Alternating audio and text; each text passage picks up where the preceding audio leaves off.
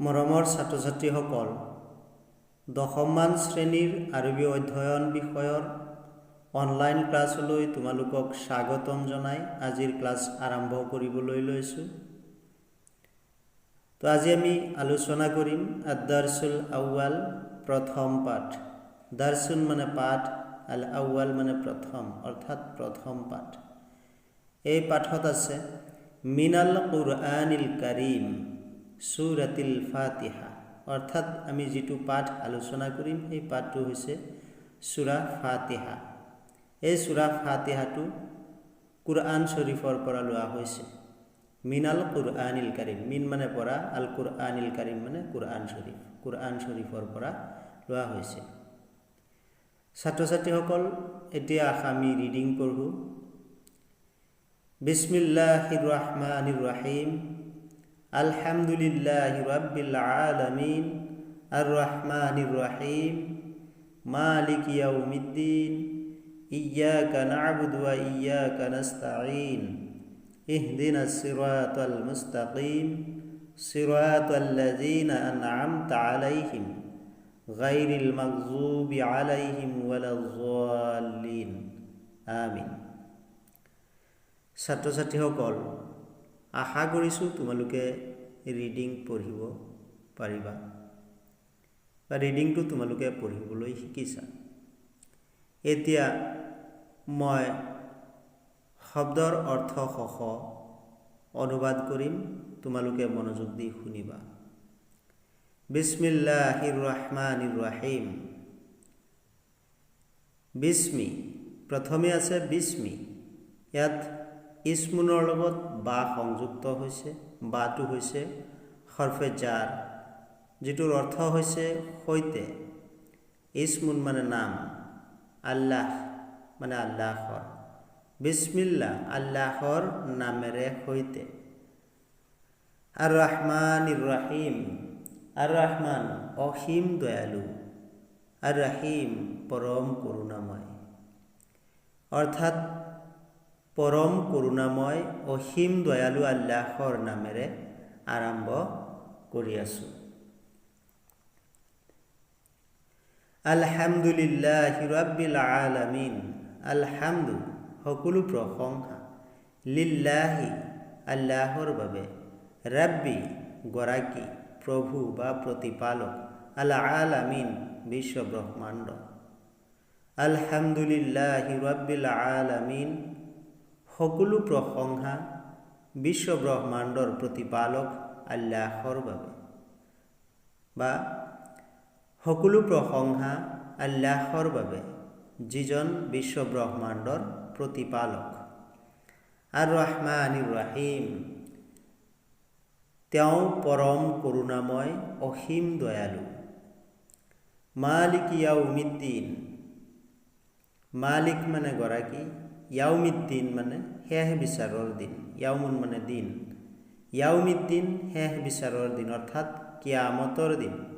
মালিক ইয়াউমিদ্দিন, তেওঁ শেষ বিচাৰৰ দিনৰ গৰাকী বা মালিক। ইয়্যাকা না'বুদু ওয়া ইয়্যাকা নাস্তাঈন, ইয়্যাকা তোমাৰেই, না'বুদু আমি উপাসনা কৰোঁ, আমি তোমাৰেই উপাসনা কৰোঁ। ওয়া মানে আৰু, ইয়্যাকা তোমাৰেই, নাস্তাঈন সহায় প্ৰাৰ্থনা কৰোঁ। ইয়্যাকা না'বুদু ওয়া ইয়্যাকা নাস্তাঈন, আমি তোমাৰেই উপাসনা কৰোঁ আৰু তোমাৰেই সহায় প্ৰাৰ্থনা কৰোঁ। ইহদিনাস সিৰাতাল মুস্তাকিম, ইহদিনা আমাক দেখুওৱা বা আমাক পৰিচালিত কৰা, আস-সিৰাত পথ, আল মুস্তাকিম পোন বা সহজ সৰল। ইহদিনাস সিৰাতাল মুস্তাকিম আমাক পোন পথত বা সহজ সৰল পথত পৰিচালিত কৰা। সিৰাতাল্লাযীনা আন'আমতা আলাইহিম, সেই পথত, সেইসকলৰ পথ যিসকলক তুমি অনুগ্ৰহ দান কৰিছা। সিৰাত পথ, আল্লাযীনা যিসকলক, আন'আমতা অনুগ্ৰহ দান কৰিছা, আলাইহিম তেওঁলোকক, অৰ্থাৎ তেওঁলোকৰ পথত যিসকলক তুমি অনুগ্ৰহ দান কৰিছা। গাইৰিল মাগজুবি আলাইহিম ওয়ালাজ্জালিন। গাইৰি মানে বাহিৰে বা ব্যতিৰকে, আল মাগজুব মানে অভিশপ্ত, আলাইহিম তেওঁলোকৰ ওপৰত পতিত হৈছে, ৱালা আৰু নহয়, আজ্জালিন পথভ্ৰষ্ট। অৰ্থাৎ ক'ব লাগিব যে সেইসকলৰ পথ নহয় যিসকলৰ ওপৰত তোমাৰ অভিশাপ বৰ্ষিত হৈছে আৰু যিসকল পথভ্ৰষ্ট হৈছে। আমিন, কবুল কৰক বা গ্ৰহণ কৰক। ছাত্ৰ ছাত্ৰীসকল, এতিয়া মই পোনে পোনে অৰ্থ কৈ আছোঁ, লাইন বাই লাইন অৰ্থ কৈ আছোঁ, তোমালোকে মনোযোগ দিবা। বিস্মিল্লাহিৰ ৰহমানিৰ ৰহিম। পৰম কৰুণাময় অসীম দয়ালু আল্লাহৰ নামেৰে আৰম্ভ কৰি আছোঁ। আলহামদুলিল্লাহি ৰাব্বিল আলামিন। সকলো প্ৰশংসা আল্লাহৰ বাবে, যিজন বিশ্ব ব্ৰহ্মাণ্ডৰ প্ৰতিপালক। আৰ ৰহমানিৰ ৰহিম, তেওঁ পৰম কৰুণাময় অসীম দয়ালু। মালিকি ইয়াউমিদ্দিন, তেওঁ শেষ বিচাৰৰ দিনৰ গৰাকী। ইয়্যাকা না'বুদু ওয়া ইয়্যাকা নাস্তাঈন, আমি তোমাৰেই উপাসনা কৰোঁ আৰু তোমাৰ পৰাই সহায় প্ৰাৰ্থনা কৰোঁ। ইহদিনাছ সিৰাতাল মুস্তাকিম, আমাক পোন পথত পৰিচালিত কৰা। সিৰাতাল্লাযীনা আনআমতা আলাইহিম, সেইসকলৰ পথ যিসকলক তুমি অনুগ্ৰহ দান কৰিছা।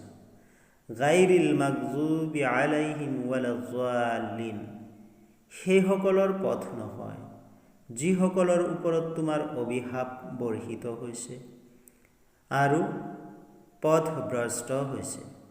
আমিন, কবুল কৰক বা গ্ৰহণ কৰক।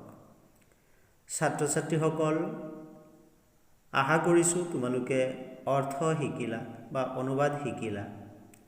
এতিয়া মই এই সূৰা ফাতিহাৰ তাৎপৰ্যৰ বিষয়ে অলপ বহলভাৱে ক'বলৈ ওলাইছোঁ, তোমালোকে মনোযোগ দি শুনিবা। ইয়াৰ পৰা যদি ব্যাখ্যা কৰিবলৈ আহে, তোমালোকে এই কথাখিনিৰ পৰাই ব্যাখ্যা লিখিব পাৰিবা, গতিকে মনোযোগ দিবা। এই সূৰা ফাতিহাটো পবিত্ৰ কুৰআন শৰীফৰ অন্তৰ্গত। এই পবিত্ৰ কুৰআন শৰীফ আল্লাহ তাবাৰক তাআলাই আমাৰ নবী হজৰত মুহাম্মদ সাল্লাল্লাহু আলাইহি ওয়াসাল্লামৰ ওপৰত জিব্ৰাইলৰ জৰিয়তে অৱতীৰ্ণ কৰাইছিল।